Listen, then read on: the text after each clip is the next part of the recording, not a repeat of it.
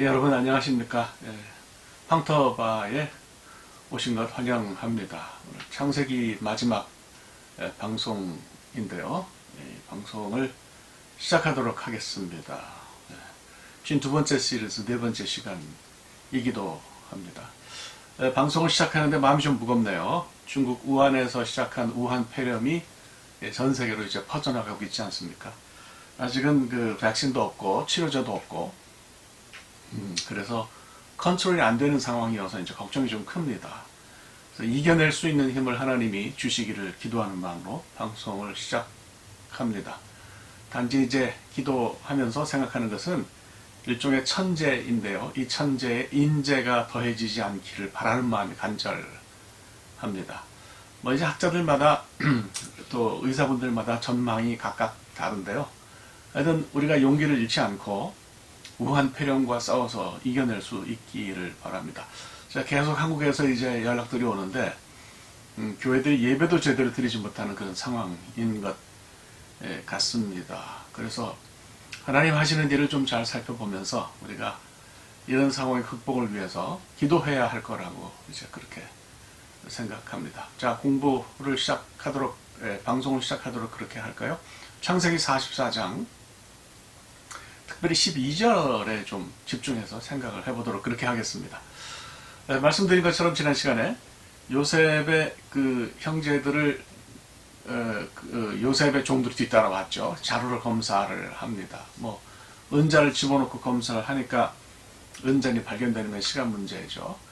형제들 입장에선 그랬을 것 같아요. 은자는 훔친 적도 없고 그것을 자루에 집어넣은 적도 없으니까 문제는 없을 거라 이렇게 이제 생각은 했을 텐데 그래도 막 이렇게 요셉의 종들이 와서 자료를 검색하니까 불안하고 불편했겠죠. 또 사람이기 때문에 뭐 혹시나 하는 그런 생각도 있지 않겠어요? 뭐 이런 거죠. 공항에서 이제 비행기를 타려 그러면 이제 시큐리티 체크를 하죠. 보안 검색을 하기 위해서 검색된 물건을 이제 올려놔야 되는 거예요. 뭐 가방에 보통 문제가 되는 것은 다 집어넣지 않는데도 그걸 올려놓는 마음이 편하지는 않아요.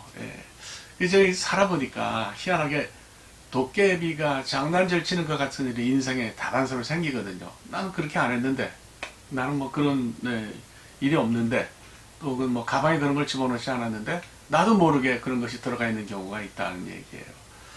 그래서 잘 모르겠어요. 아마도 요셉의 형들이 이제 그런 마음이 아니었을까 이런 생각이 듭니다. 뭐 하긴 이야기가 이제 좀 진행이 돼서 창세기 이야기가 진행이 돼서 보안 검색의 끝에 이르면 훔치지 않았던 은잔이 베냐민의 자루에서 발견되는 참극이 벌어지잖아요. 참 형제들 입장에서는 눈을 씻고 봐도 아니 이거 아닌데 집어넣은 적이 없는데 하여튼 알 수 없는 그런 일이 생긴 거죠. 사실 이거는 이 이야기의 진행은 뭐 이미 교회를 다닌 지 오래되신 분들은 수십 번을 읽고 듣고 뭐 설교로도 많이 듣잖아요. 내용을 잘 아는 거죠. 사실 별로 신기할 것도 없습니다. 뭐 일이 그렇게 돼서 결국 요셉과 형들이 만나지 않냐 뭐 이렇게 생각하게 되죠. 그런데 창세기 44장 12절 말씀만큼은 이걸 마치 처음 읽는 것 같은 그런 느낌이 들어요. 제가 이걸 방송을 준비하면서 보는데 정말 이거 처음 읽는 것 같더라고요. 창세기 44장 12절 말씀은 이렇게 되어 있습니다. 나이 많은 자에게서부터 시작하여 나이 적은 자에게까지 조사하며 이 구절을 읽는데 눈에 충격이 왔어요. 아니 이 사람들이 검색을 하는데 뭐 맨 앞에 있는 사람부터 검색하는 것이 아니고 나이 많은 사람부터 검색을 했다 그래요. 아니 이게 무슨 일이냐 하는 얘기죠. 물론 이제 막내 베냐민이 다 계시니까 먼 길을 돌아서 이제 검사를 시작해서 맨 마지막에 이제 자루에서 은잔이 발견되는 것을 연출하기 위해서 그랬을 수도 있지만 아무리 그렇다 해도 나이 많은 순서대로 검색을 했다는 표현이 그렇게 편하지는 않은 것 같아요. 그래서 이 구절을 어떻게 이해해야 될지 한참 끙끙대던 와중에 갑자기 요한복음 8장 9절 말씀이 떠올랐습니다. 요한복음 8장 9절 말씀이 이래요. 그들이 이 말씀을 듣고 양심의 가책을 느껴 어른으로 시작하여 젊은이까지 하나씩 나가고 오직 예수와 그 가운데 섰는 여자만 남았더라. 여러분 이 컨텍스트를 짐작하시겠어요? 사람들이 음행하다가 현장에서 잡혀온 여자를 이제 잡은 여자를 예수님에게 끌고 왔어요. 그래서 어떻게 처리해야 될지 사람들이 예수님에게 물었습니다. 사실은 이거는 예수님을 난처하게 만들기 위해서 이런 짓거리를 했다 봐야 되는 거죠. 예수님이 이제 그 말씀하시기를 그런 얘기를 하셨어요. 너희 중에 죄 없는 자가 먼저 돌로 치라. 이 얘기는 뭐 그 여자가 죄가 없다는 얘기는 절대 아니고요. 단지 너희들도 뭐 그렇게 다를 거 없지 않냐. 너희는 깨끗하냐? 너희는 죄가 없냐? 이런 말씀이겠죠. 근데 놀라운 일이 벌어졌어요. 요한복음 기자에 의하면은 나이 많은 사람으로부터 시작해서 젊은이에 이르기까지 차례로 손에 들었던 살기등등한 돌을 내려놓고 집으로 돌아갔다. 이런 일이 벌어진 거죠. 요한이 분명히 어른으로 시작하여라고 기록했어요. 그러니까 나이 순으로 현장을 떠났다는 말이죠. 어른들이 먼저 나이 든 사람들이 돌을 내려놓고 가니까 순서대로 젊은 사람들도 갔다 그런 얘기예요. 아니 뭐 나이가 죄입니까? 나이 많은 사람이라고 해서 무조건 젊은이들보다 더 큰 죄는 아닌데도 어떻게 해서 이 같은 일이 벌어졌을까? 좀 묵상을 해보니까 그래요. 나이 순서에 관해서 이야기한 거는 죄에 관한 것이라기보다는 어른의 책임과 관련된 말씀이 아닐까 그런 깨달음이 왔어요. 사람이 그래요. 인생을 더 오래 살면 살수록 자기 자신의 인격과 삶에 대해서 책임을 져야 되는 거죠. 자기 자신의 나이에 살아온 세월의 책임감을 가지고 사는 사람을 가리켜서 노인이 아니라 어른이라고 부릅니다. 노인은 그저 나이가 많이 든 사람. 어른은 자기가 살아온 세월에 책임감을 가지는 사람이 어른인 거죠. 그러니까 이렇게 보면 요셉의 종들은 형제 가운데서 책임이 무거운 어른부터 조사했다고 볼 수 있는 거예요. 그러니까 이거는 그런 메시지를 담고 있는 거 아닌가 싶어요. 젊은 베냐민보다는 너희들이 이런 전체적인 사건에 대해서 책임을 더 크게 느껴야 된다. 이런 압박이 아닐까 하는 생각이 들었습니다. 신약 기사에서도 예수님의 말씀에 폐부를 찌르는 말씀인 거죠. 이 말씀을 들으면 연륜이 있고 철이 들고 책임감이 있는 사람들이 가책을 더 크게 느꼈을 것이다. 이런 생각이 듭니다.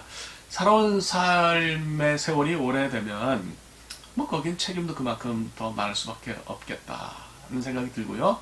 나이가 든다는 것은 바로 그런 것이라는 느낌이 듭니다. 최근에 조사는 모르겠는데 2011년 조사를 보니까 한국 사회에서 사람들이 스스로 노인이라고 느끼는 나이가 66.7세라고 그런데요. 제가 사는 미국에서는 어떤지 모르겠어요. 근데 며칠 전에 읽었던 기사의 문장을 좀 한번 참고해 볼까요?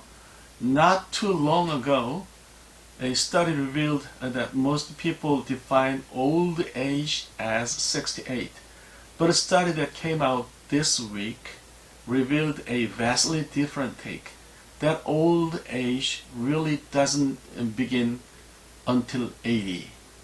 와, 뭐 이런 거죠. 얼마 전까지만 해도 대부분의 사람들이 68세 정도를 노년으로 생각했다는 거예요. 그런데 최근에 나온 연구 결과를 보니까 이전과는 양상이 상당히 다르다. 노년은 나이 80이 되기까지는 시작되지 않는 거다. 이런 얘기예요. 하긴 뭐 교회에서도 제가 연세 드신 분들을 보면 70대 계신 분들은 아주 건강하세요. 정신도 바르시고요. 80대면 조금 이제 달라지시긴 하지만 그래도 참 요즘은 노년이라는 말을 쉽게 쓰기가 어렵다는 생각이 드는 것도 사실입니다.